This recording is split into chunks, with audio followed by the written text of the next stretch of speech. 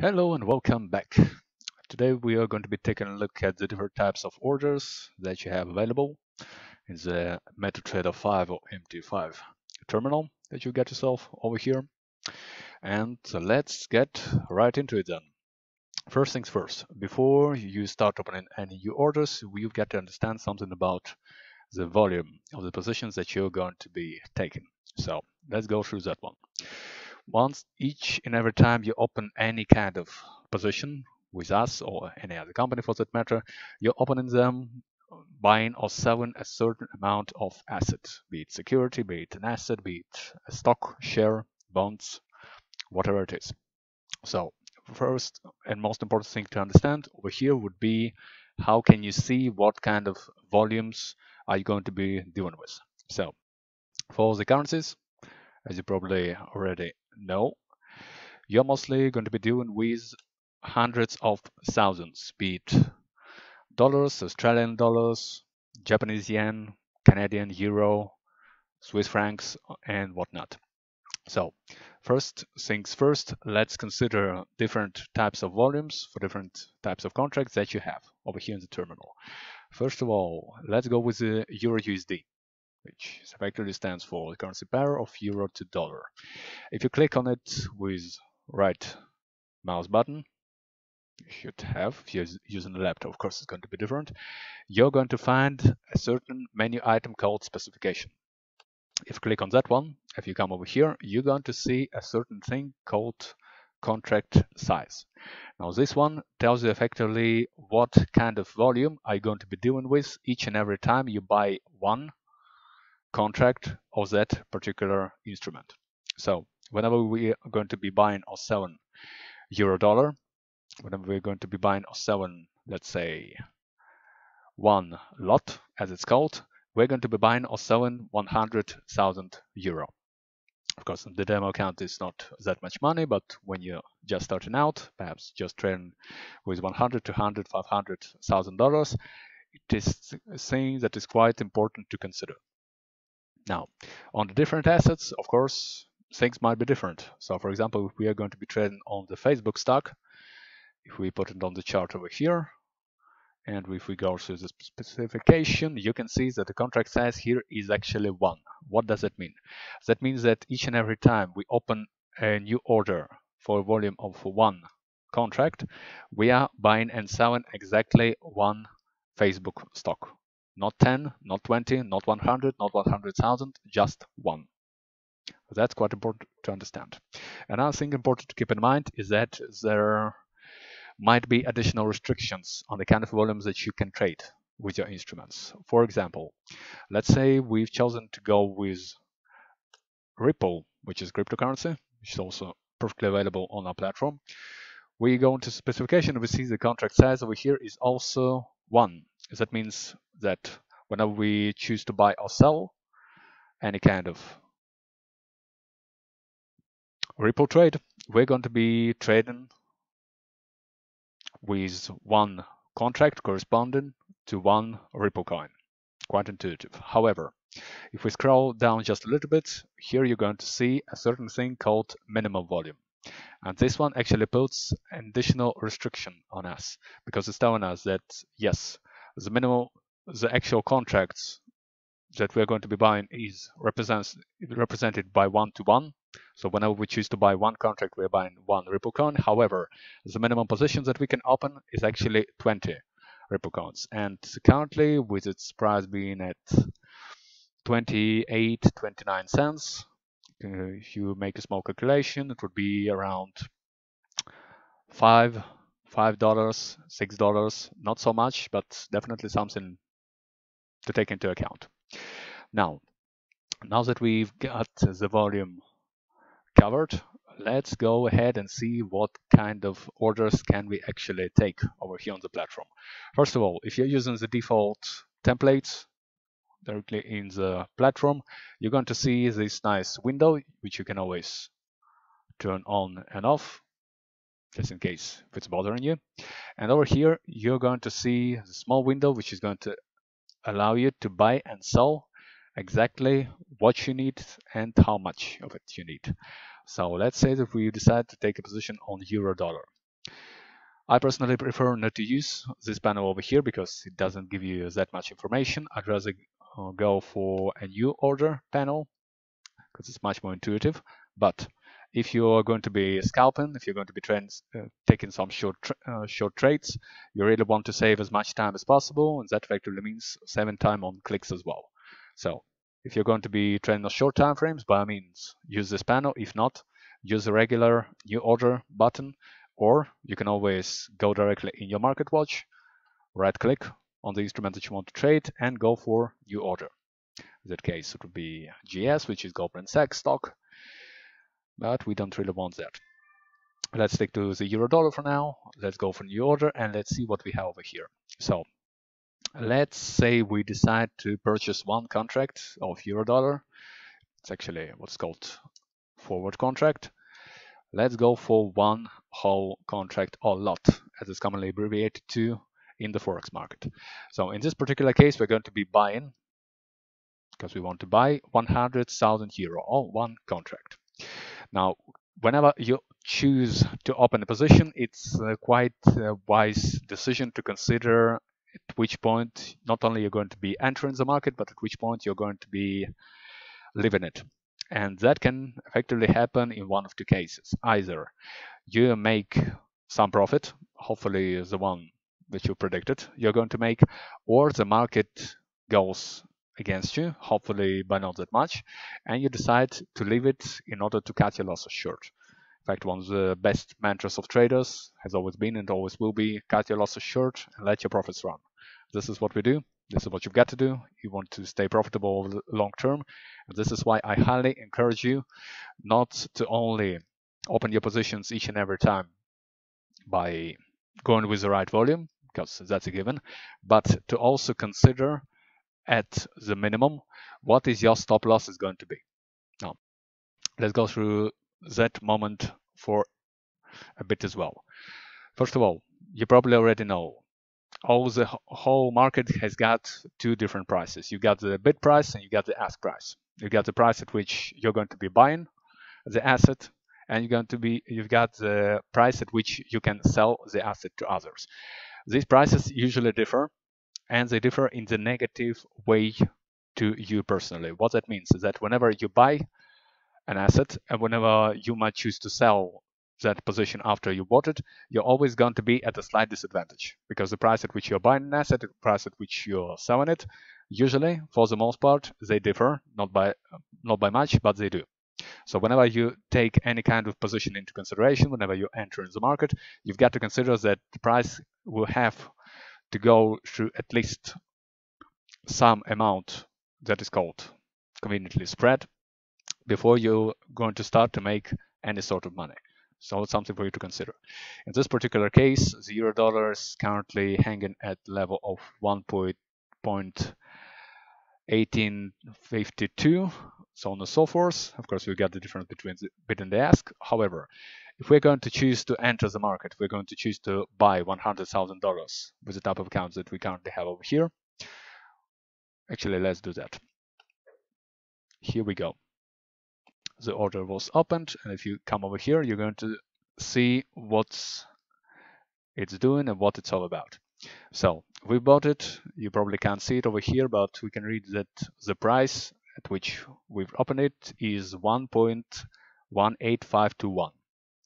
Currently, it's already trading above that, which already means that we are in profit, but it's not going to always be the case. And for you to protect effectively both your real capital, your virtual capital, because it's a good idea to develop the right habits beforehand, it's always good idea to select at least one of the two different types of orders, either stop loss order or a take profit one. Now, these effectively are as intuitive as they can be. Stop loss order effectively limits your losses. So for example, if we decided to take the position at the price of 1.18521, we might decide that, hey, if the market goes against us and if it goes down to 1.185, let's have a really short stop over here. Let's click modify. We are going to be closing our position right away, because obviously we don't want to be sitting in a losing trade for too long. We're going to close the position down, and we're going to look for some other opportunity.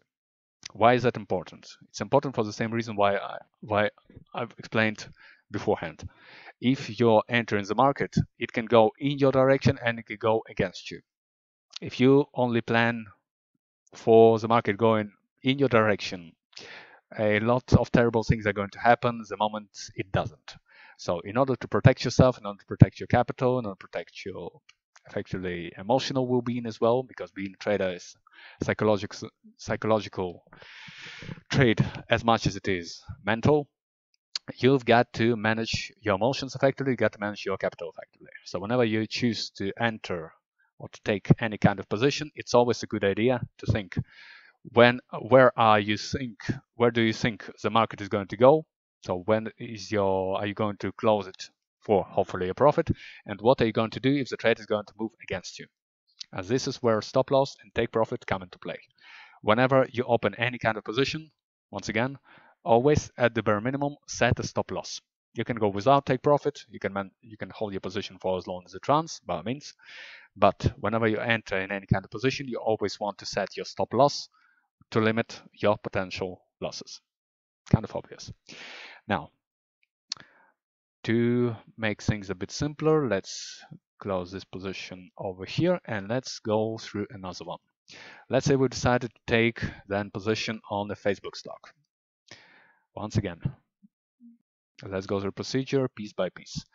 We click on the new order button and we see the bid and the ask price here of 277.22 and 277.23, so on and so forth. Let's say we decided to buy 10 Facebook shares. And we've decided that for whatever reason, we expect the price go from 267, where it is right now, to perhaps the level of 273. So in this particular case, I would enter the market by buying 10 Facebook shares at the exchange execution, that means on the market right now, with a take profit effectively of 273.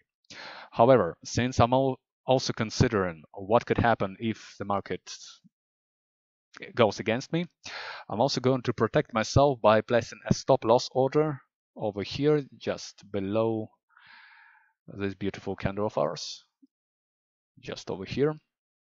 And here it is the price of $265. So here we're going to be buying 10 Facebook shares at the current price of 267, with a stop loss at 265 and with a take profit of 273. Now, in the actual terminal, you might see different types of fill policies. You don't really need to worry about those ones. We're going to cover them perhaps in a more advanced video. But for now, what you need to know, the most basic stuff: how do you buy or sell anything? You click on new order, you select the volume, which you take into consideration given the specification of the instrument, which we went through. You select what is your stop loss is going to be. In the particular case, I'm going for 265. What's your take profit is going to be if you're going to set any, let's say 273, and you go for it. And here we have it. Now, in this particular case, effectively, I've placed my stop losses a bit too. Here we go. Here we go. Now, we've got our first position opened. The second one, to be honest, but that's beside the point now. Now, when you're already in the market, you can also manage your positions directly on the chart. The lines that you see over here that are placed conveniently for you, especially if you set already the stop loss order, the take profit, are completely draggable. So that means, let's say that currently the price is still as 267. Let's say we've decided that, hey, if the price doesn't go down to 265, where we've originally placed our stop, but if it goes down to 266.5, we still want to close our position. We still want to protect ourselves. We even want to make the stop loss even tighter to protect ourselves even more. You can do that. Once you've set your initial stop loss, you can click on this line, you can drag it, and you can put it just below perhaps this candle where it's currently staying. Here we go. Took us just one click, and we protect ourselves just a bit more. Now, if you decide once again over here that you'd actually wouldn't want to wait until it reached 273, but perhaps you'd want to close it down at this level because you think it's quite strong at this point. It had encountered some support here, acted as resistance over here, so it can act as a quite decent strong level. So perhaps once it reaches this point in time, we'd want to exit. So it's approximately 269.6. We'd want to leave to close our position. You can do that. Just take your take profit, which you set up, and drag it down to that level over here. And here we have it. Now, once your position is opened and perhaps you're still considering what you can do, what you can't do, I don't know, perhaps you've decided that you're not going to sit in front of the charts for too long. Perhaps you want to liquidate your positions because you want to sleep well at night, and perhaps you don't feel quite comfortable leaving your positions down at night. No worries. To close your position, also quite intuitive. Either go down to the trade tab in your toolbox, click a couple of times on the position that you've opened yourself, and click on close, which is what I personally recommend. Or if you want to go for one click only, once again, come down to this, look for an X to the right of that position, click on that one, and your position is done. Really simple, really intuitive, really everything you need to know. Now, for the last part, let's go for Ripple, which we considered in the past, not so long ago. And let's try to open a position over here. Now, if you remember, when we went through the specification, it told us that the contract size is 1. So we're trading effectively 1-to-1. Whenever we are buying any number of contracts, one contract represents one Ripple coin. So it's going to effectively cost us 28 cents to dollar. However, the minimal volume tells us that the minimum amount of Ripples that we can buy is 20. So if we choose to decide to open a new order and we're going to tell it, hey, I want to buy just 10 Ripple coins, it's not going to allow you to do so because it's below the minimum required amount. If on the other hand you go for 25, lo and behold, you can buy and you can sell it, whatever you want. So in this particular case, let's say I'm expecting Ripple to go down a bit, perhaps from the point of 0.28957 to, let's say, this level over here. And what am I going to do then? In that case, first of all, I'm going to be selling because I want to take a short position on this one. I'm going to set a take profit since I'm going short to 0.28251. 0.28251, which is exactly the level over here, and I'm going to protect myself by placing a stop loss at approximately this point here, which is 29,393. So let's put a stop loss and this point over here, 393. So at this point we're going to be selling or shorting Ripple, an amount of 25 Ripple coins, with a stop loss at 0.29393 and a take profit of 0.28251. Now, remember when we talked about the ask and the bid price, this is why it's quite important to consider. So in this particular case, we're going to be selling, since we are going to be shorting the position at the bid price. So at the blue price you see over here, which is actually the same price which you see on the chart, 0.28960. Jumped a bit down, that doesn't matter. However, the price at which we're going to be selling it back to the market, at which we're going to be closing the position, so buying it back, so to speak, is actually quite a bit higher than the bid. So if we are selling it at 0.28962, we're going to be buying it back it at a level of 0.29173, and actually let's do another thing over here to make things a bit better. If you want to actually see what's going on in terms of the price, in terms of the bid and the ask visually on the chart, go anywhere on the chart, click with the right mouse button, go to Properties, go to the second tab, which is going to tell you to show, and tell it to show you the ask price line. And here we have it. Now, as you can see, yes, currently the chart is at the point of 0.28961. However, the actual spread is this whole distance, the 216 points. So for us to make any sort of profit, the price will have to at least go through that distance below. Now, in this particular case, if I'm expecting a strong movement down, effectively even with a spread of 216, 200 points, since I'm expecting a movement of 700, it might be worth the risk.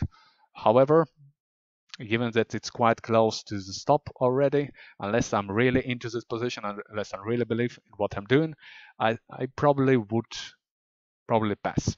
However, in this particular case, for the sake of exercise, once again, let's select another position. Once again, we can't buy 10 ripples because it's below the minimum requirement. So let's go for 25 with a stop loss of 0.29393. And the take profit, of course, on the same level, 28251. 28251. We're going to be shorting it, so we're going to be selling it, and let's do it.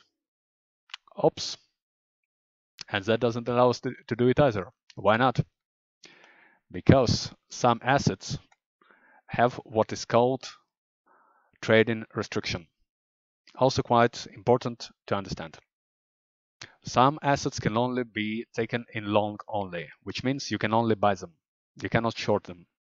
This is especially true for stocks, for OTC instruments, which might not have that much liquidity in them. And this is something you also have to consider.